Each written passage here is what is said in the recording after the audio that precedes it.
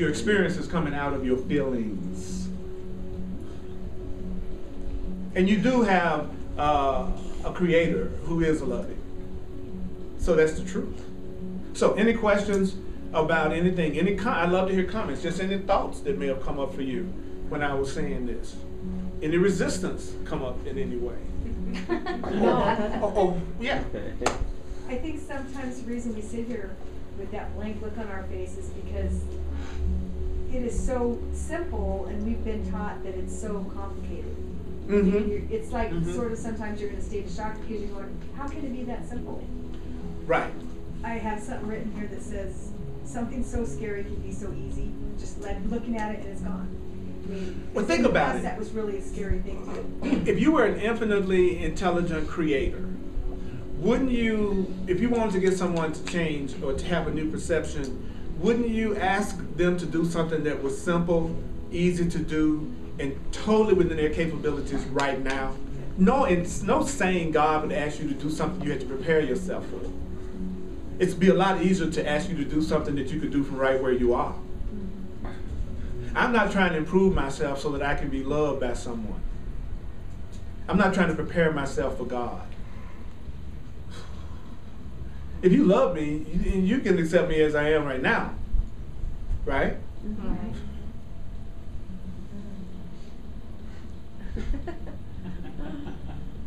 And we do. But the problem is, if I don't accept myself, then I won't recognize the love that you're giving me. I won't even see it. So you're surrounded by love you don't see, simply because you don't love yourself yet. So isn't that cool? It's cool to know that it's there. I just don't see it yet. That doesn't mean it's not there. It means it's right there. I could have it today. You could have it today. Even if you don't believe that, would you be willing to open your mind to the idea of not being happy in the future? What? Would you be willing to open your mind to not being happy in the future? No. You should, because it's your desire for happiness in the future that's keeping you from enjoying your experience right now. Say again? Yeah, it's happiness. Do you know the future means not yet? So I want to be happy in the not yet. I want to have a really wonderful relationship in the not yet. I want to have prosperity and abundance. Not yet. I want to have fun when? In the not yet. I want somebody to love me when? Not yet. I'm working really hard so I can really have a lot of friends in the not yet. I'm going to have that career that I want that's going to really be fulfilling to me in the not yet. When you say future, you're saying not yet. And you don't deserve to have happiness in the future. You deserve to have happiness now.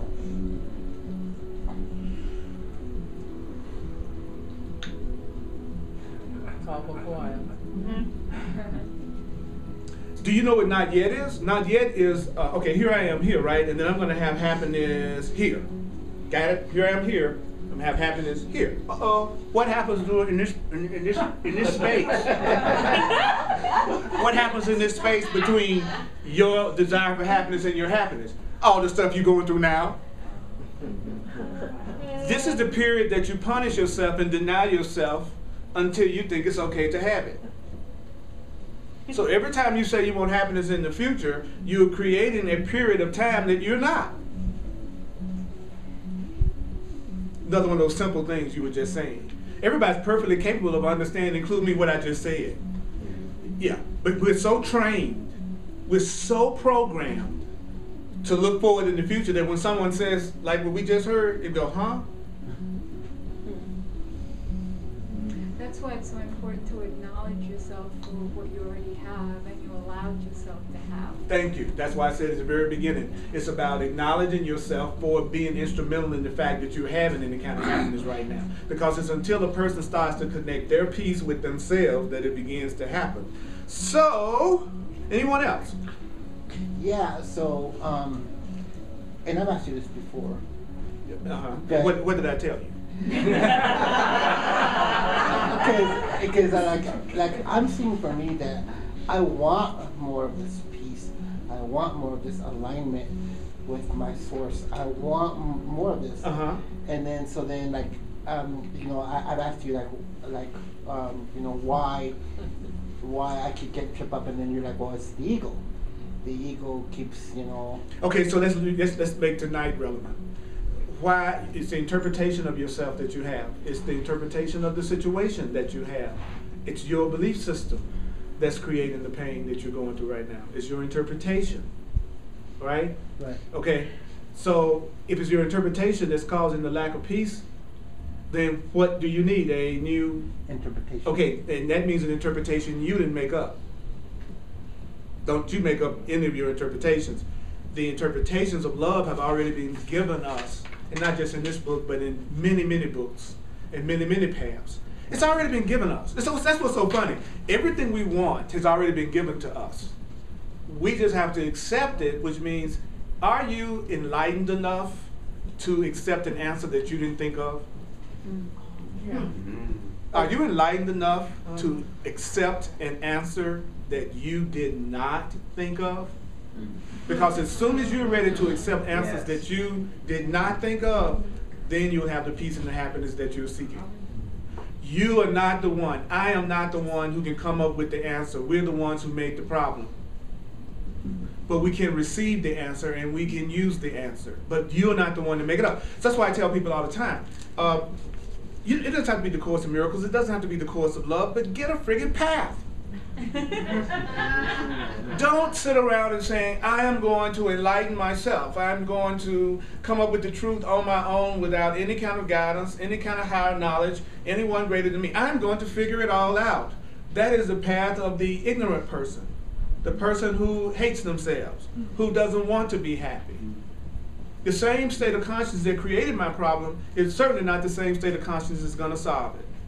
So the first thing I do when I'm afraid is to go to my path. And what does my path say? Oh, my path said, if I'm feeling depressed and I'm feeling angry, I should not judge it. I should not. I should have compassion for it, and it will dissipate. That's what my path says. My learning says, judge it, analyze it, and condemn myself for it. See the difference? When I go to my learning, I'm just going to do what I did before. But if I go, how would the Course of Love say I should handle this relationship? How does the Course in Miracles, or whatever your path is, how does it say I should deal with this? Not, let me go to my own knowledge and reasoning that's totally and completely based on my past experiences in the teachings of the world. It's already been given. Isn't that a trip? It's like it's already been given. What is it that would keep us from accepting something that's already been freely given to us? We don't think we're worthy of it? We don't think we're worthy of it. We don't think we're worthy of it. We don't think, but you know what?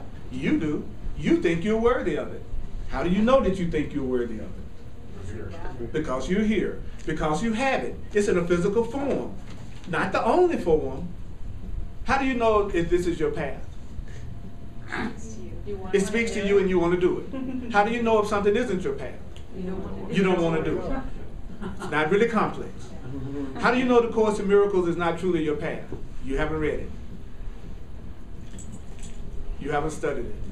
You haven't done the workbook. How do you know the Course of Love is not truly your path? You don't have the book. It's only been a year. That's not condemning anybody.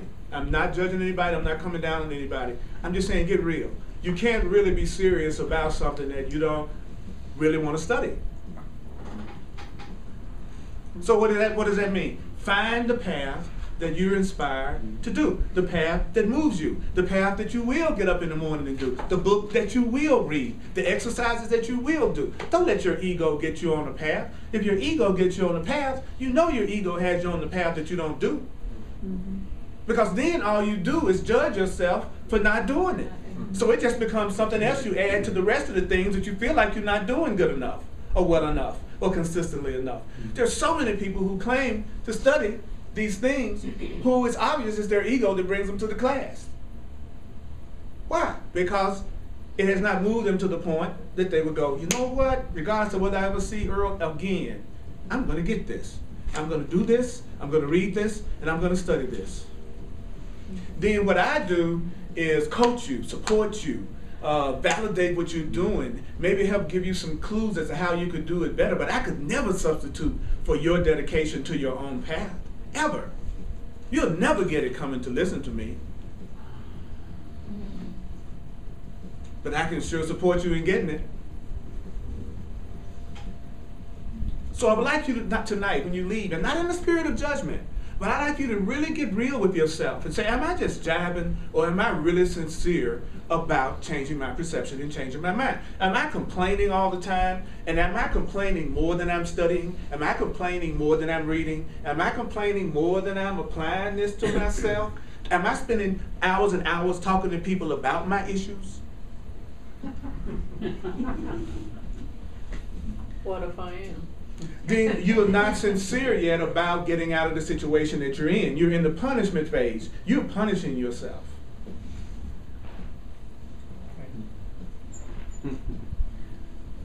So what do you do about that? You don't judge it, and you nod at it. You have compassion. You have compassion. Compassion for what? I have compassion for myself for not being completely sincere yet, and have not completely reached my limit of pain yet, and not really being ready to be truly happy yet, and not really being ready to claim my power yet. I'm not about that, and I have compassion for myself about that.